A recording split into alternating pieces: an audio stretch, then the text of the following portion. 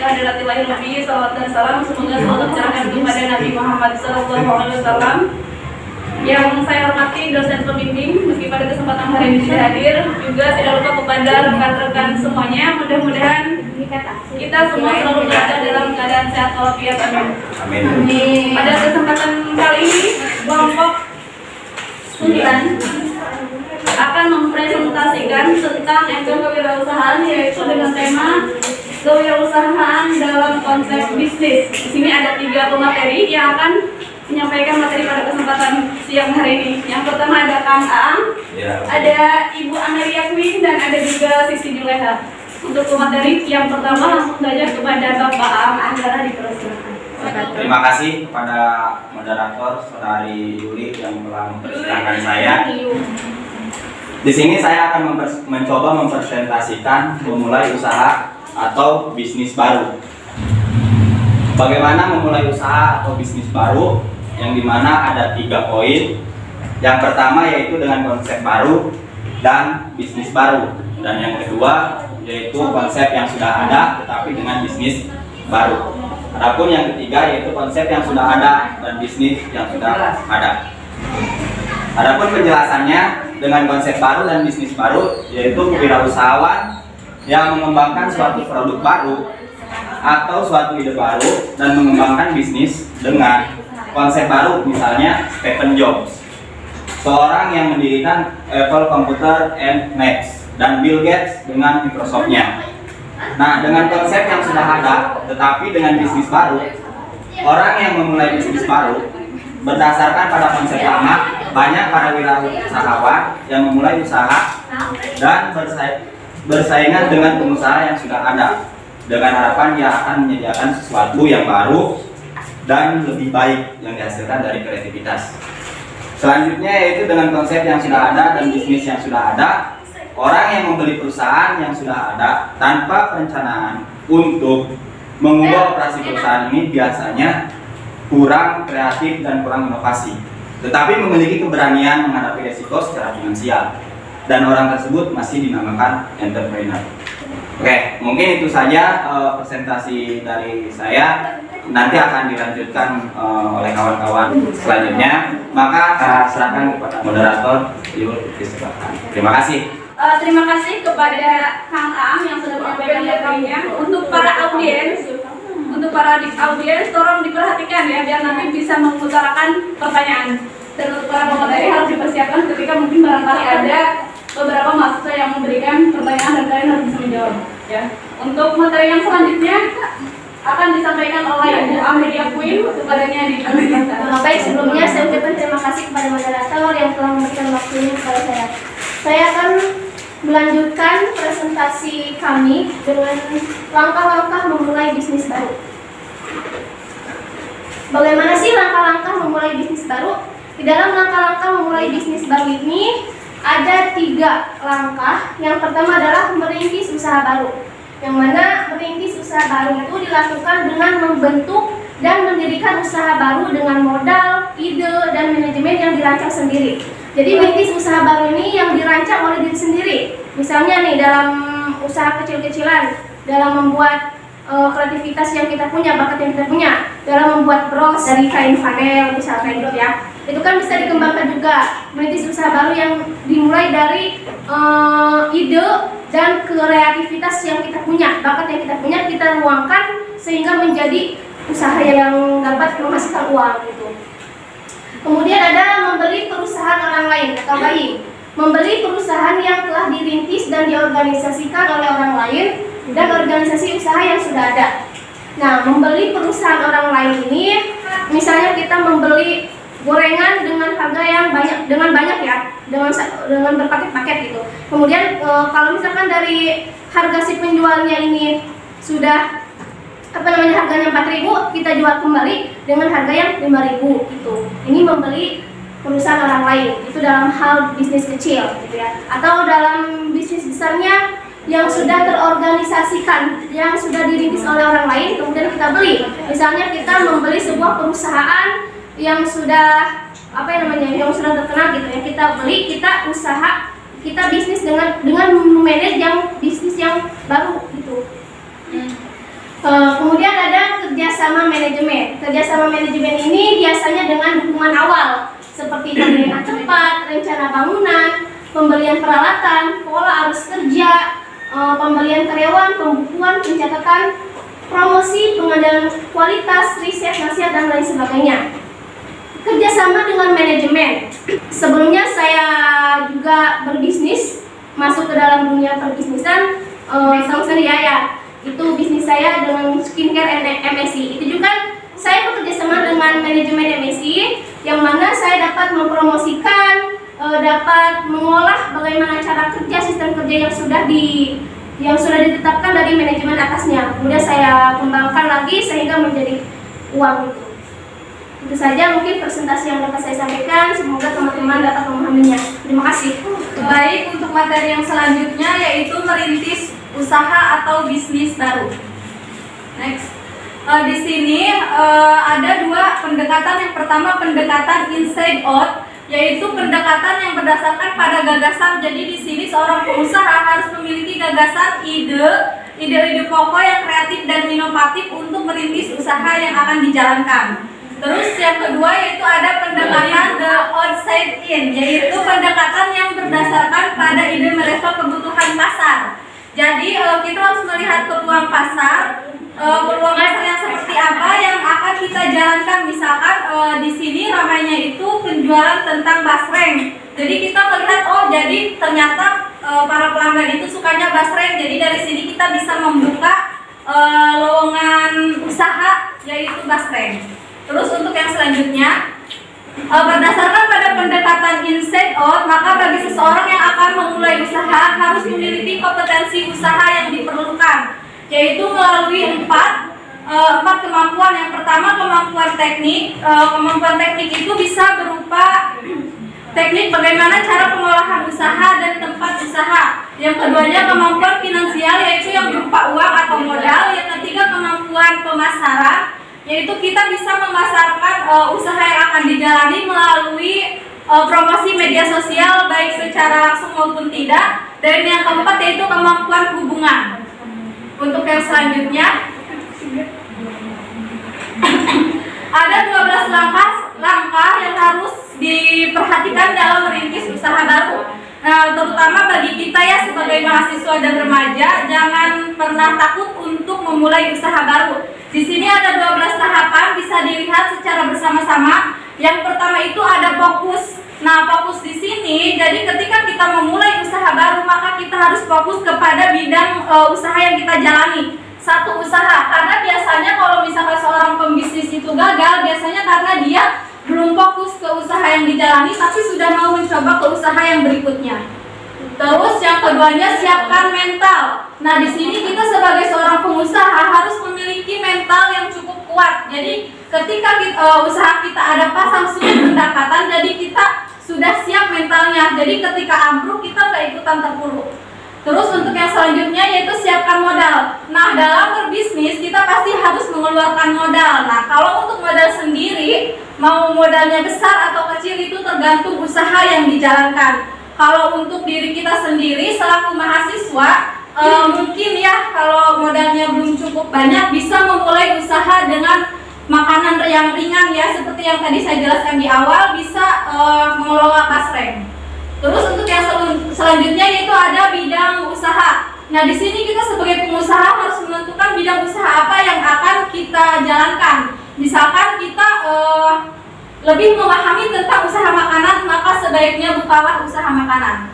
Terus untuk yang selanjutnya lokasi.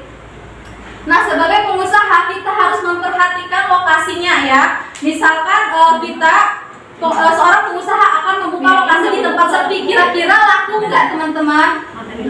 Enggak ya. Maka di sini lokasi yang kita pilih yaitu harus strategis ya, dekat dengan masyarakat. Misalkan kayak Mama Awa membuka lokasi bisnis dagang sembako di kampus, di sekolah lain sebagainya, maka peminatnya banyak dan ramai. Terus untuk yang selanjutnya yaitu ada pegawai. Nah, untuk pembisnis awal kalau kita memerlukan pegawai, maka jangan banyak-banyak, sedikit aja nggak apa-apa. Misalkan kita membuka usaha yang basreng tadi ya, misalkan usahanya kita membutuhkan pegawai 2 orang, maka boleh kita menggunakan dengan partner kerja kita itu melalui pasangan, misalkan kalau enggak melalui keluarga. Terus yang selanjutnya cari pelanggan.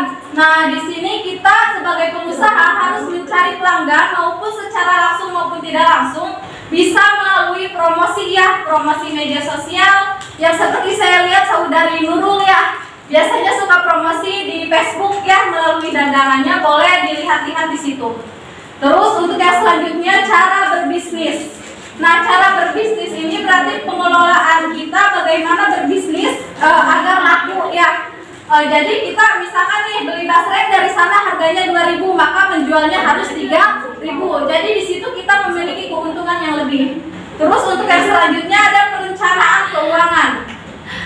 Jadi perencanaan keuangan di sini sebagai seorang pembisnis kita harus bisa mengelola keuangan dengan baik. Misalkan uang bisnis kita dengan uang pribadi, maka sebaiknya dipisahkan agar kita bisa melihat laba ruginya, penghasilan dari bisnis kita sendiri. Nah, bagaimana sih cara agar kita tidak terlalu terpuruk ketika misalkan kita menghadapi resiko ini? Yang pertama, kita harus siap mental, dan yang keduanya harus cepat merespon ya, kecepatan merespon hal apa yang akan kita lakukan di selanjutnya.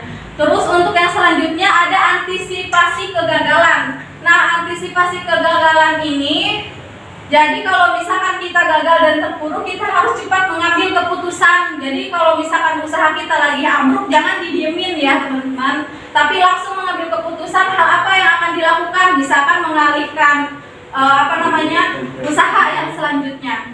Terus untuk yang selanjutnya, apabila yang 11 ini sudah diterapkan yang ada dalam diri kita, maka segeralah memulai usaha.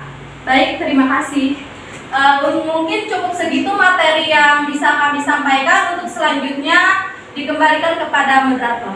Terima kasih kepada seluruh materi yang sangat luar biasa. Untuk audiens bagaimana memahami? Paham? Oke. Ya.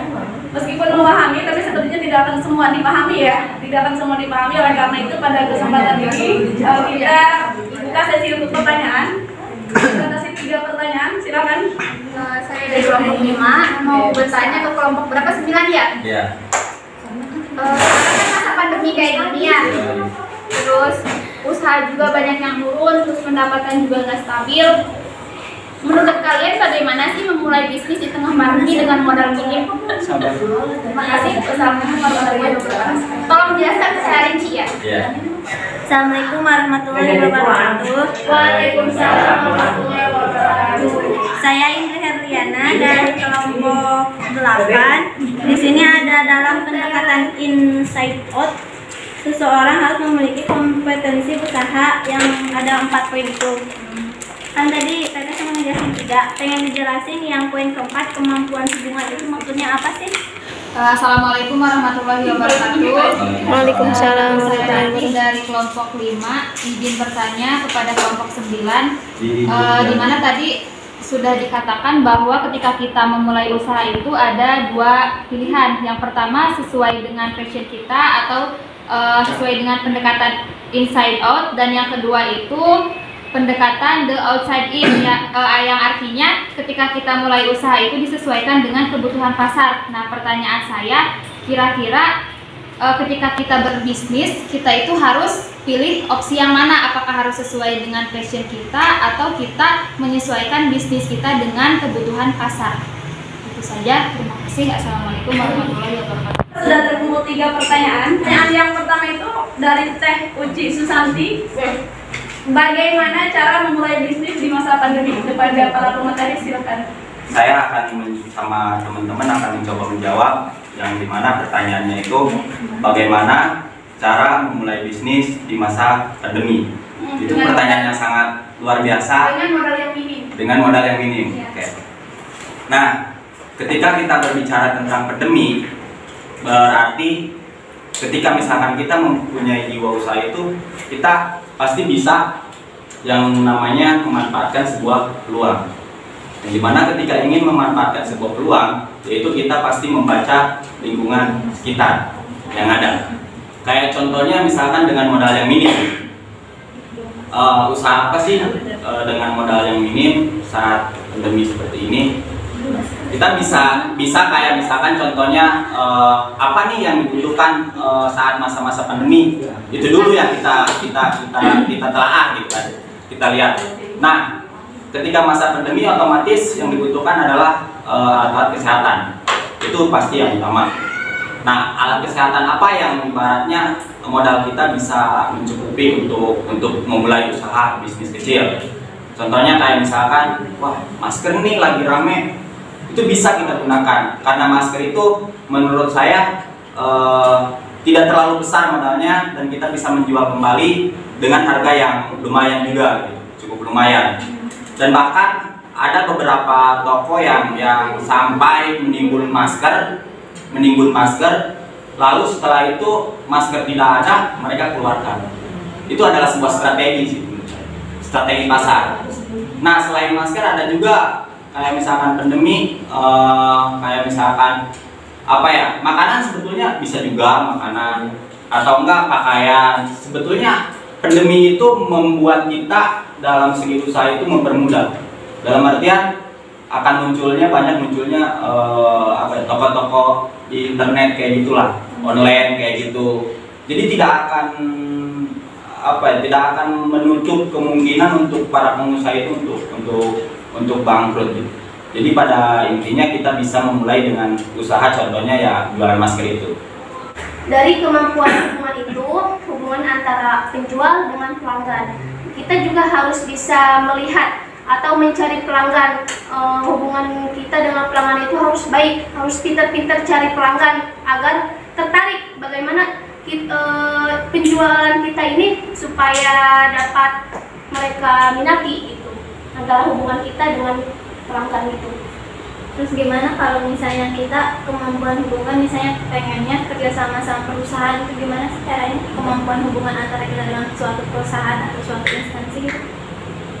MSI Boleh, itu bekerja sama dengan manajemen, kita sama-sama MSI juga. Itu kan sudah dengan konsep yang sudah ada ya Teh ya, bagaimana tinggal kita memasarkan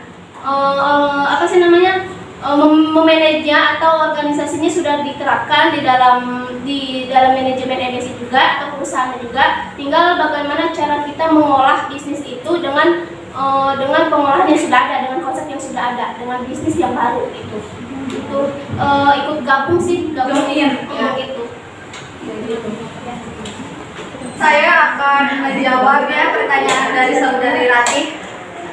Jadi kan pilihannya itu ada dua pendekatan kemampuannya. Kemampuan apa yang akan diterapkan selaku kita pembisnis, ada inside out sama the outside in. Kalau menurut saya itu yang pertama inside out, karena di situ kita bisa melakukan keterampilan sendiri ya, atau kemampuan sendiri. Jadi kalau misalkan mau membuka bisnis baru, sebaiknya sesuai dengan kemampuan diri kita sendiri agar bisnis yang dijalankan itu bisa bertahan lama karena kitanya yang suka gitu. Terus untuk yang selanjutnya bisa ditambahkan oleh saudari Amelia sama Kak Aam. Jadi kalau misalnya kita mempunyai bakat, kalau menurut memilih nomor satu sesuai dengan bakat yang kita punya, itu juga akan berkelanjutan sistemnya. Kita melihat pasar itu kan pasti ada naik turunnya dengan seiring berjalannya waktu. Misalkan ini lagi boomingnya jualan masker nih, kalau misalkan kedepannya sudah tidak pandemi lagi, masker sudah tidak berguna lagi kan, itu seperti itu. Tapi kalau kita punya bakat atau kemampuan yang kita punya sehingga kita kembangkan, seperti yang saya bilang tadi, membuat bros dari kain flanel itu bisa kan dikembangkan sehingga menghasilkan uang. Itu bisa lebih dikembang luaskan lagi gitu. Bagaimana? Ya, jadi pada intinya mungkin saya cuma nambahin dulu. Kayak misalkan yang pertama itu dari kemampuan itu kayak misalkan kita mempunyai bikin apa atau enggak passion kita ya, passion sendiri gitu. Kalau misalkan tadi yang dijelaskan oleh kawan-kawan, kayak misalkan dari passion itu kan, walaupun misalkan pasar sudah tidak ada, tapi kita bisa terus berinovasi sesuai dengan passion kita. Menurut saya pribadi itu yang kedua itu nomor satu. Kenapa? Ketika pasar membutuhkan, maka kita akan memunculkan ide. Nah, ide tersebut itu akan bersinergi dengan kebutuhan pasar. Kenapa? Karena ketika misalnya pasar butuh masker nih, masa pandemi. Nah, kita harus muncul ide harga masker tinggi. Kita itu harus bisa ketika misalnya di pandemi turun, masker kan pasti otomatis akan semakin berkurang. Nah, ide yang kita butuhkan adalah gimana caranya masker yang kita punya kita bisa salurkan ke instansi-instansi terkait. Jadi tetap kebutuhan pasar akan tetap terpenuhi. Kenapa? Karena masker itu tidak harus di pandemi. Kesehatan butuh, terus kadang orang yang sakit pun kita tetap butuh masker meskipun tidak pandemi. Jadi yang pertama, kalau menurut saya pribadi, the outside ini tuh sangat penting. Karena kalau misalnya kita punya ide, tapi kalau pasar nggak butuh, bisnis kita akan selesai. Terus Oke. kalau menurut saya itu. Iya. Baik, di sini saya akan mencoba menjawab diskusi mungkin ya. Kata RP lebih kebutuhan pasar. Ya, memang seperti itu. Tetapi itu dari kacamata masker kan, berbicara masker. Contohnya gitu. Tetapi lain lagi ketika berbicara tentang hobi atau passion, yang dimana bukan berarti ketika misalkan kebutuhan pasar tidak membutuhkan, itu akan tidak ada gitu. Tidak seperti itu juga. Memang sulit. Tetapi itu bakalan terus ada. Karena apa? Karena peminatnya pun pasti akan ada gitu. Contoh kecil, contohnya misalkan kita berjualan tentang aksesoris atau barang-barang antik gitu ya, barang-barang yang kejadul-jadulan lah. Dan itu walaupun misalkan zaman sekarang sudah modern, itu masih tetap bertahan dan banyak peminat orang-orang yang mencari itu gitu. Karena apa? Karena mereka didasari oleh hobi tadi, passion tadi gitu. Karena dia keterampilannya di sana dan dia menyalurkan keterampilan dia melalui pemasaran. Dan walaupun menurut pasar ini nggak mungkin nih, ngapa sih gitu kan? Misalkan menurut pasar gitu, ini nggak mungkin nih, nggak bakalan berjalan lancar. Tetapi ternyata orang-orang yang menjual itu sampai saat ini masih tetap bertahan di relnya gitu kan, di relnya. Nah, kalau misalkan menurut kacamata saya dari barang-barang yang seperti itu barang akan tetap bertahan. Tetapi ketika berbicara tentang masker, itu memang harus bangsa pasar gitu ya. Walaupun misalkan naik turun, memang benar nggak ada yang salah gitu. Cuman ketika didasari dengan hobi ya, usaha apapun yang dilakukan walaupun ada atau tidak adanya yang membeli karena didasari oleh hobi dan keterampilan, itu akan tetap bertahan gitu ya. Mungkin walaupun misalkan untungnya mungkin nggak seberapa gitu ya, karena pasar dia melambat ya. Mungkin itu saja jawaban dari saya dan bisa diserahkan ke kawan-kawan lain yang bisa menjawab selanjutnya gitu. Oke, sebelum kita lanjut jawaban berikutnya, silakan berikan tepuk tangan dulu. Bagaimana? Oke. Ya, berdiskusi ya, bukan menyangkal. Jadi kalau misalkan kita berbeda pemikiran itu hal yang wajar. Setiap kepala, benar kata moderator, pasti beda pemikiran. Dan saya masih tetap setuju di poin yang pertama. Karena apa? Kalau misalkan dia ke pemasaran seperti yang tadi TRP bilang ya, masker meskipun nanti sudah nggak booming lagi di masa pandemi, bisa disalurkan mungkin di masa yang akan datang. Tetapi pada kenyataannya yang saya tahu, saya sebelum adanya pandemi ini, sebelum terkena atau terpaparnya COVID, saya belum menerapkan adanya masker, Pak. Tapi sebenarnya masker itu udah ada dari zaman dulu, di zaman kesehatan medis, di rumah sakit, tapi kita menggunakan di kehidupan sehari-hari setelah adanya pandemi COVID. Nah, dan mungkin suatu saat ke depannya, nggak tahu nih si masker masih booming dipakai sehari-hari atau enggak. Karena pada kenyataannya pun sekarang udah banyak kan yang melepaskan masker ya. Di situ pemasaran menurut saya di nomor 2 kan.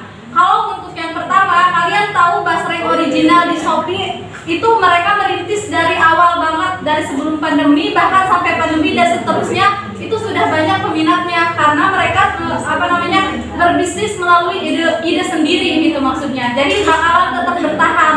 Kalau untuk masalah laku terus pelanggannya banyak, itu tergantung promosi kita. Jadi kita promosinya kayak gimana nih? Kalau kita promosinya secara media sosial, secara langsung, insya Allah pelanggan pasti ada. gitu. Keterampilan pribadi ataupun kebutuhan pasar, dua-duanya tetap baik. Kita tidak bisa memilih salah satu hanya untuk memberikan yang terbaik buat diri kita. Mungkin kekurangannya, kalau misalkan hanya melihat dengan kebutuhan pasar, kayak misalkan sekarang masker. Oke, saat melihat kebutuhan pasar, masker akan mengumumkan. Tapi ketika misalkan sudah tidak dibutuhkan lagi akan seperti apa? Tapi kalau misalkan kita mengandalkan kemampuan diri sendiri, mau itu booming di pasaran ataupun tidak, kegiatan akan tetap berjalan. Ya, tapi seperti apapun tetap yang dibutuhkan, katanya yang dibutuhkan.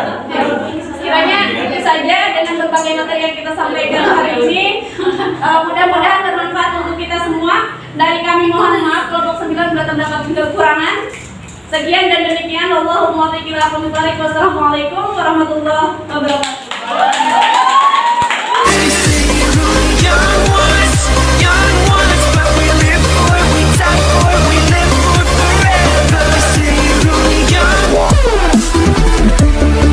We'll be right back.